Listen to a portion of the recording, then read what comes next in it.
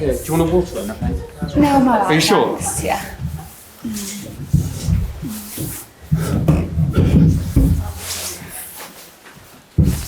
Jo's not in the room, is she, to gloat on her darts victory?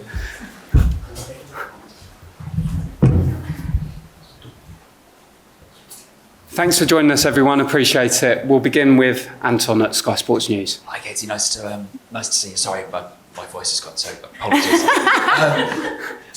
Thanks for the compassion.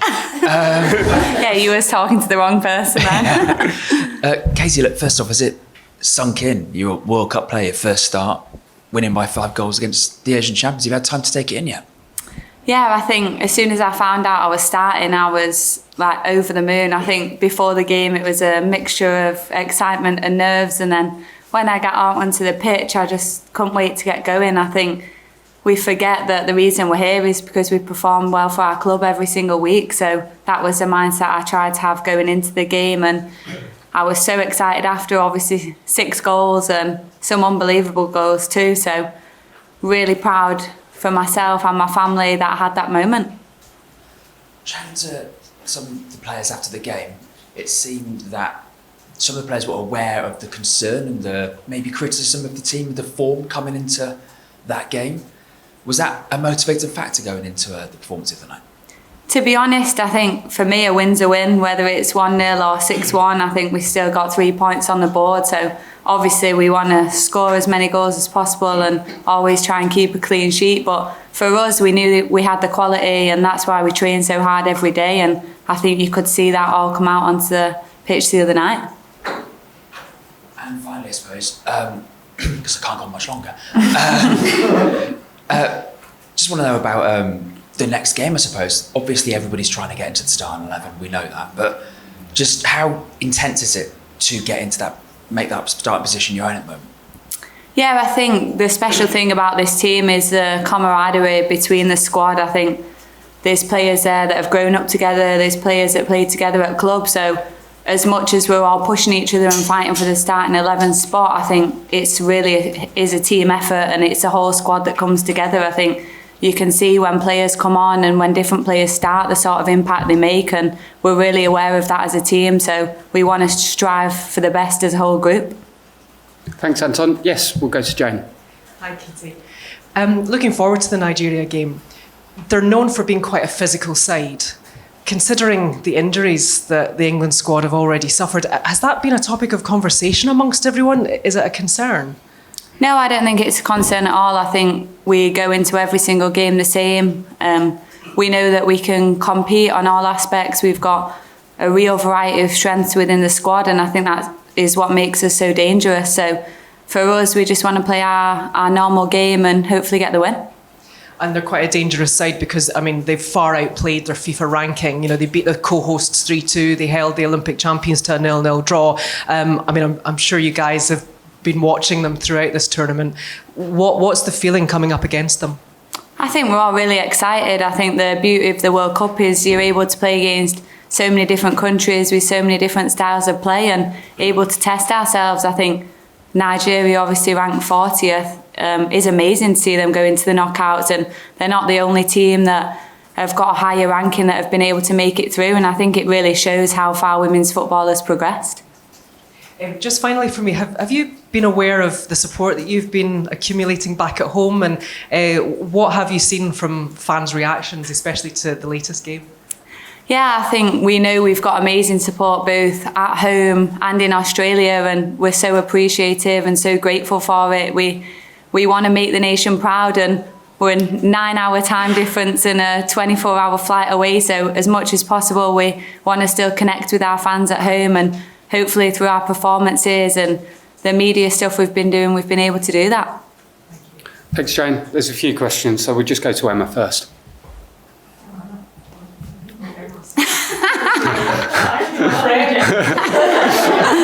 Hey Katie, nice to speak to you. You said before, you know, when you found out that you were playing, just when was that? How much notice did Serena give you? So we found out the team the night before. It's pretty routine since Serena's come in, so we've got time to prepare, whether you're in the starting 11 or not, so that's consistent. Yeah, I just wondered your mindset sort of going into that game. Obviously, all the build-up, certainly from us, was how do England replace sort of Kira Walsh? So did you have to kind of say to yourself, I'm not Kira Walsh, I'm Katie Zelem, and I need to play as if I'm Katie Zelem? I think I just mentioned, and we've all got really different strengths in the team, and for me, I just wanted to do what I've tried to do every single week at Man United and contribute as much to the team as I could, both on and off the ball. And me and Kira have known each other for, maybe 15 years now. So I've known her a really long time. So it's great that we've both got that relationship off the pitch too. Thanks, Emma. We'll go back of the room to Tom, please. Thank you. Well played the other night, Katie. I just wondered, Serena said after the match that the players had been really excited when they found out about the formation. I'm wondering what was the vibe afterwards. How do you feel about that? How it worked out with the three at the back, and how pleased were you with the way it went? Yeah, I think the scoreline showed it was pretty successful. I think for us, we're really open to trying new things and always ready to adapt. So when we first, tried out the formation in training, everyone was really receptive to it and excited, like she said. And I think you could see the differences it brought on the pitch. It allowed players to be higher up, and also so many different goal scorers. So I think that'll be another huge strength going forward. Thank you. And please, can I just ask, in a tournament where there have been so many shocks and upsets so far, what are you doing as a group to try and stop that happening for England? When there've been lots of upsets, what can you do to try and prevent being another one? Yeah, I think the main thing for us is just to focus on ourselves. We know that every opposition that we come against, especially now we're in the knockouts, have worked so hard to be there and all deserve the place. So for us, it's about executing our game plan that we've got and making sure our main focus is us. Thanks, Tom. If we can go down to the front, Holly first, then Rob, and then we'll go to the middle of the room. Hi, Katie. I just wanted to ask, because you mentioned it just then when you were talking about being in the starting 11, about your family. Have any of your family been able to come out to Australia yet? And if and when they get here, how will it feel, to play in front of them, with them in the stands? Unfortunately, my family haven't been able to come out. It's obviously a really long way, and both my parents are working, but my mum and dad are the proudest parents in the world. My dad calls me all the time. I don't think he actually understands what time it is out here. Is that you trained yet? I'm like, no, Dad. But he's so proud. He gets up at whatever time it is. I think he's watched every single game, so he may as well be sat out here. But my agent's here. My best friend's flying out soon, so it'll be really nice to see her. Brilliant. Thanks, Holly. We'll go to Rob at Sky News. Thanks. Hi there. Good luck for Monday. What's it been like watching the shocks with so many of the big teams going out? Yeah, I think it's really exciting. First of all, I think I touched on before, but the progress of women's football, obviously it's the first World Cup where the teams have been expanded, and I think it shows it was the right decision, that there really is that quality in the lower ranked sides, and so many of them have progressed through to the knockouts. I think every single nation has worked so hard leading up to this World Cup, and it's really showing. And has there been a sort of message within the camp that although you've been here for a month, you don't want to go home next week? No, we certainly don't want to go home next week. I think we all know what our end goal is, and 3 more weeks, I think it is our aim, and obviously that is the aim of every other country that's in the knockout stages too. So for us, we'll sit tight and just play to our best ability. Thanks, God. Thanks, Rob. We'll go to Molly and then Okay, no problems. Thanks. Hey, Katie. Obviously, you're a senior player at Manchester United, but for England, it's maybe taken a little while for you to get that start and that opportunity, and obviously it comes on such a big stage. I wonder if you can just talk a little bit about the mentality that you've had kind of throughout that whole journey, really, and must have been a really proud moment to get that moment. Yeah, I guess it's almost like I have 2 different roles at club. I'm obviously the Manchester United captain, and when I come here, I do everything I can to support the team and be the best I can in training or games, whatever that may be. So for me, I think I've got the best holding midfielder probably in the world playing in front of me. So it's a great opportunity to learn every day and push myself every single day, but also give everything I can off the pitch. I think that's a huge reason that I enjoy being a leader, is to contribute what I can, and hopefully I've been able to do that as well as playing in the game the other day.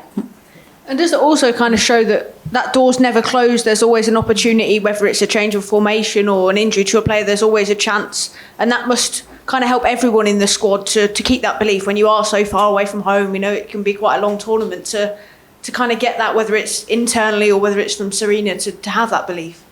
Yeah, I guess that is the beauty and craziness of football, that things change so quickly. I think you can never predict what's going to happen, and for me it's always about staying ready, just like all the other girls that are obviously eagerly awaiting, and everyone trains to 100% every single day. So whether it's somebody that's played more or less minutes, I think people are always ready when called upon. Thank you and good luck. Thanks, Molly. We'll go to Neil. Hi, Katie. Never mind being skipping for Manchester United or playing for England at the World Cup. What I think the public needs to know is your role as the squad DJ. How on earth do you manage to keep all these tastes in music aligned? And can you just talk us a little bit about the pressure that you're under to turn up some decent tunes?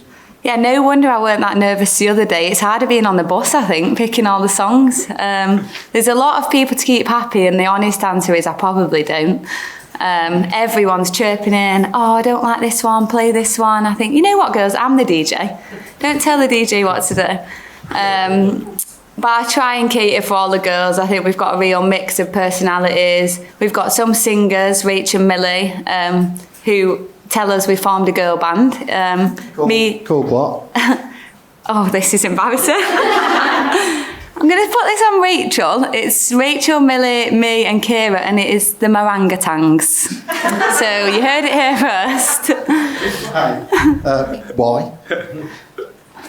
I am actually not that sure. I think we had meringues for dessert one night. But you don't want to hear us because honestly we're a little tone deaf. Right, okay, can you give us a flavour of some of the tunes that people have been asking you for? We're really good at We Are Family. You know, We Are Family. I was around when that was a hit. Yeah, we're good at that one. We practiced that one today. Just a sort of mixture of those songs, really. Right. Any old ones apart from that one? Yeah, there is a bit of Whitney Houston. I'm not going to sing them all because you'll all leave. Just things like that, you know. Bit more sing songs we're better at. I mean, it's a really PC sort of tune, isn't it? We Are Family. There must be something else in the mix there. I wish I had my playlist to show you, and that would blow you away, actually. Unwritten, we're pretty good at that. Torn. You told me you knew all these songs. Anyone else? It's a tough act to follow. We'll go to the back of the room. Yeah. Catherine. And I'm all out of songs before that comes. Hi, Katie. You mentioned earlier there about your journey in terms of getting your first England start. Obviously, you weren't part of the squad in April, which was the last squad before the World Cup. I just kind of wondered how that was, and obviously you had like a short spell of the season there, so I guess, to kind of fight your way back in. And was there a point where you were sort of worried or concerned, or were you always kind of confident you would be here and that you could, you'd make the squad? To be honest, when I found out I wasn't picked for the April camp, I actually thought that was my World Cup dream over. I think that was one of the hardest moments to take, especially following the Euros last year when I wasn't selected. I think it just kind of felt like there's not another camp before, obviously, the selection. And I think for a couple of days I really thought, I've worked so hard all season and it's just not meant to be. But we had some really important games at Manchester United, obviously fighting for the league title and the FA Cup final. And I think that really helped shift my focus to just being the best I could for club, and hopefully whatever I did was enough. Does it make kind of these moments kind of feel more special then when you get your first England start and it comes in a World Cup? It feels like you've really kind of earned that opportunity? 100%. I think the girls were obviously talking about a few days ago that it was a year to the day of winning the Euros, and that was a year to the day of me sat watching them win the Euros. So for me, it just feels like worlds apart. Obviously, we said before, football can change so quickly, and in my case, it really has. And just finally, obviously, you played alongside Georgia Stanway in the last game.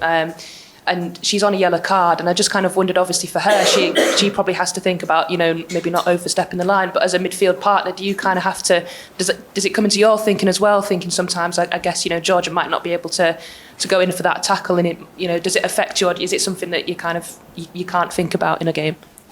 Firstly, I think Georgia is pivotal to this team. I think she's been phenomenal, and that counts for the Euros too. I think she does a lot of work that people don't particularly notice, and a lot off the ball, which is probably why she gets so many yellow cards. I think it's really important everyone around her tries to help out and take that pressure off her, whether it's maybe a last-ditch tackle or a tackle that needs to be made. Obviously, we know Georgia is on a yellow card, so it's about supporting her and trying to protect her a little bit. Thanks. Cool. Last question. Hi, Katie.